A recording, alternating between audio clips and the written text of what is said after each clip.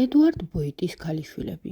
ეს ჯონ სარჯენტის ნამუშევარია, რომელიც მან 1882 წელს შექმნა. სურათზე, ინტერიერში, სარჯენტმა ბოიტის 4 ქალიშვილი გამოსახა. მათგან ყველაზე პატარა 4 წლის ჯულიაა. ის ხალიჩაზე ზის. როგორც ხედავთ, მხატვარს არც მისი საყვარელი თოჯინის გამოსახვა დავიწყებია. გოგონას მზერა მაყურებლისკენაა მიმართული. ეს კი ბოიტის კიდევ ერთი ქალიშვილი, 8 წლის ლუიზაა. უფროსი დები, 12 წლის ჯეინი და 14 წლის ფლორენსი კომპოზიციის სიღრმეში არიან გამოსახულნი. ჩვენთვის უცნობია ეს ნამუშევარი სარჯენტმა საკუთარი სურვილით შექმნა თუ ბოიტის თხოვნით. თუმცა ცნობილია, რომ სურათი მხატვარმა 1882 წლის შემოდგომაზე დაასრულა და მალევე ბოიტს აჩუქა.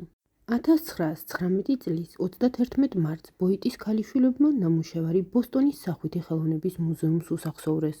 1997 წლის 19 ნოემბერს ბოიტის შთამომავალმა, ჯულიას ქალიშვილმა ამავე მუზეუმს სურათზე გამოსახული იაპონური ლარნაკები გადასცა.